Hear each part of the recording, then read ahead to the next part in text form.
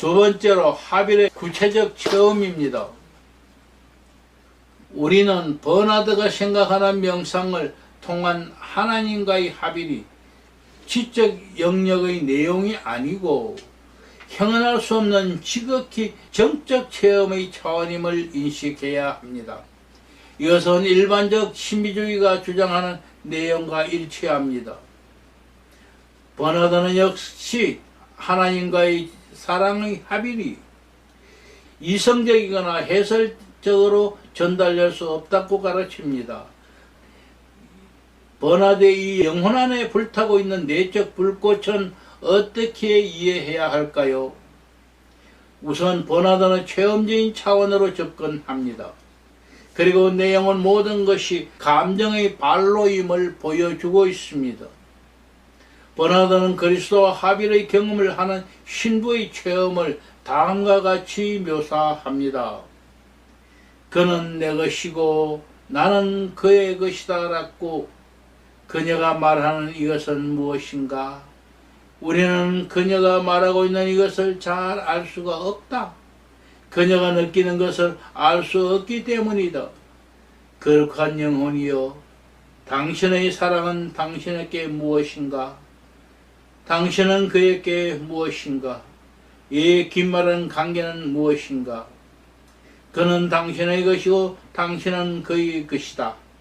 그런데 그가 당신의 것인 것처럼 당신도 그의 것인가? 이것은 감정이다. 지성으로 감지할 수 있는 것이 아니다. 그러면 이 말의 표현은 무엇인가? 아무것도 아니다. 신부가 기뻐서 내는 소리이다. 오랜 기다림 끝에 신랑의 말에 감화를 받은 것이다. 그녀가 느끼는 것을 말할 수도 없게 되는 것이다. 그러므로 감성을 참을 수는 없고 단지 침묵을 깨뜨릴 뿐인 것이다. 이런 감정의 표현들은 생각의 과정을 거쳐서 나오는 것이 아니라 적흥적인 발로인 것이다. 하나님의 사랑과 같은 강렬히 타오르는 사랑은 문장의 구조나 문법이나 단어의 적법성 등을 고려할 길이 없는 것이다. 때에 따라서는 말이다. 어떤 표현이 필요가 없다. 단순히 열망만으로 만족할 따름이다. 그러므로 신부는 이러한 사랑으로 불타버리게 되면 말이나 표현이 상관없다. 무엇이든지 입에서 나오는 대로 표현하는 것이니 그녀가 어떻게 새로워지고 만족스러워지는지 어떻게 그렇게 되지 않겠는가? 그러므로 아가서 2장 16절에서처럼 문법적으로 맞지 않는 나의 사랑 나에게, 나는 그에게 라고 표현을 보게 된다는 것입니다. 이 정적인 과정이 신비적 체험의 과정이고 버나드는 신비주의 명상가로서 이것을 배제하지 않습니다. 다음을 보면 버나드가 미스틱으로서 얼마나 정적인 체험을 중시하고 있는지 알 수 있습니다. 선지자들의 발로가 나에게 무슨 유익이 있으리요? 대신 사람들 가운데 가장 빼어난 사람이 나에게 그의 입술을 입맞춤하도록 하라. 이사야는 더러운 입술을 가진 자입니다. 에레미야는 말할 줄 모른다. 그는 어린아이입니다. 어떤 선지자도 말로 나에게 영향을 주지 못합니다. 그러나 그들이 말하고 있는 바로 그분이 나에게 말하게 해달라. 그의 입술로 나에게 키스하게 해달라. 나는 그가 그들을 통하여 나에게 접근하는 것을 원치 않는다. 그들의 말을 통하여 나에게 오는 것을 달갑게 생각하지 않는다. 그들은 어둠과 그 짙은 구름 속에 있다. 오직 그분 자신을 통하여 그의 입술로 나에게 키스해 달라. 나는 더 풍성한 은혜를 받을 수 없는가? 그가 나에게 그분의 입술로 키스하는 것을 전제로 말이다. 단순히 입을 갖다 대는 것이 아니다. 거기에는 넘치는 기쁨의 주입이 있고 신비가 드러나고 하나님의 빛과 밝아진 마음이 놀랍고 불가분하게 연합되어 있는 상태입니다. 즉 이것은 하나님과 연합하여 영적으로 그분과 하나가 되어 있는 것입니다. 그러므로 나는 사람이나 천사에게 요구하지 않습니다. 버나드에게 명상이란 시각적 형태로 상징화되어 나타나는 하나님 현존 체험의 연속을 표현하는 용어입니다. 그리고 명상을 통하여 하나님의 환상에 도달합니다. 그리고 관상을 통하여 하나님의 환상에 도달합니다. 하나님의 환상에는 무엇입니까? 그것은 하나님께로의 사랑의 부착, 곧 하나님과의 영적 합일입니다.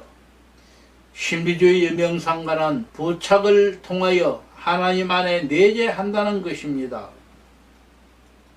버나드는 이것을 하나님을 보는 것이라고 말하며, 버나드는 명상가의 이 순수한 심령 상태가 부착을 가능케 하는 열쇠라고 봅니다. 죄가 우리를 장악하지 않도록 최선을 다하며 오로지 하나님과의 개인적인 관계에서 순수함을 지키려고 할 때에 하나님과 긴밀한 관계는 형성된다는 것입니다. 이것은 버나드에게 개인적인 성화와 윤리적 거룩함이 하나님과의 합일의 필연적 준비 조건임을 엿볼 수 있게 됩니다. 버나드는 죄가 우리를 통치하지 않도록 하자면 절제가 얼마나 필요한 것인가 역설합니다. 결과적으로 우리의 의도가 무엇인지가 매우 중요한 것입니다. 이런 하나님께서의 부착이야말로 하나님의 환상이라고 버나드는 말합니다. 이 환상은 마음이 청결한 자에게만 부여되는 것입니다. 내 영혼이 당신에게 가까이 나아갑니다. 나의 기쁨은 하나님에게 가까이 있는 것입니다.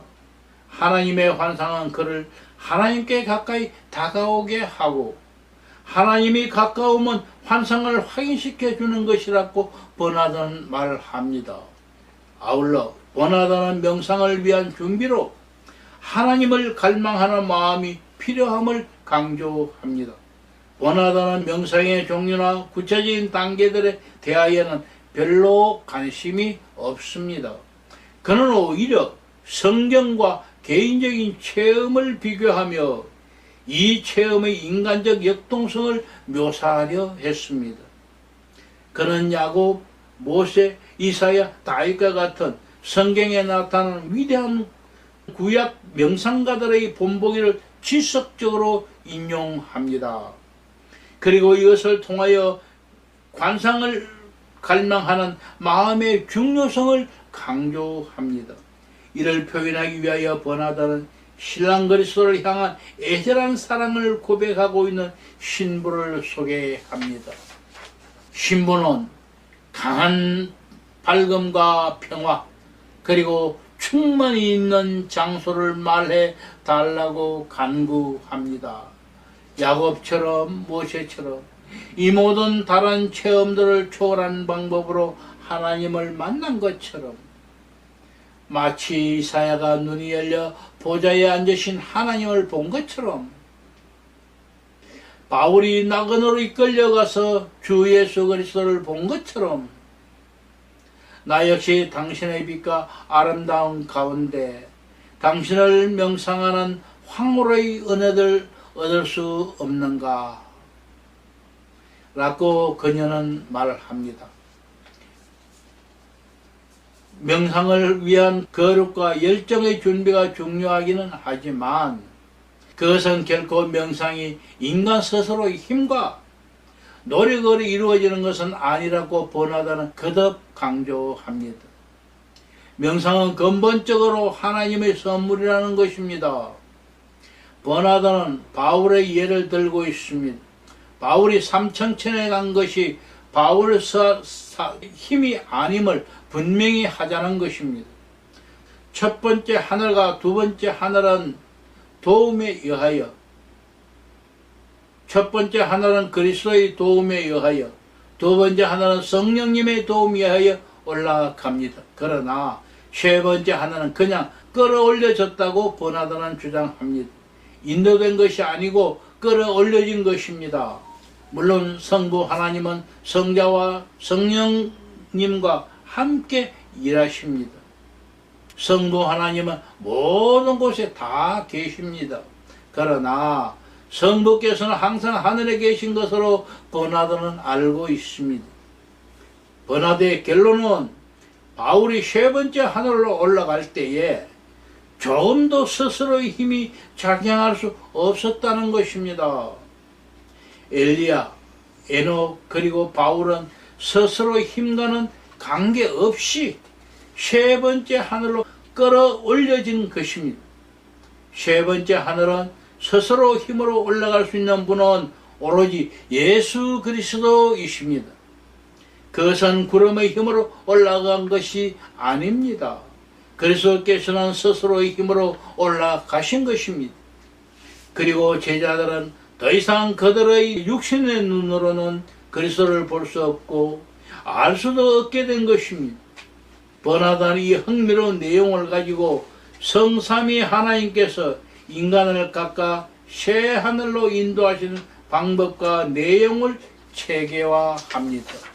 성경에서는 비아를 통하여 하나님을 첫 번째 하늘로 유인하셨고, 성령님께서는 그들을 사랑으로 두 번째 하늘로 데려가셨고, 성부께서는 그들의 관상을 통하여 세 번째 하늘로 끌어올리신다는 것입니다.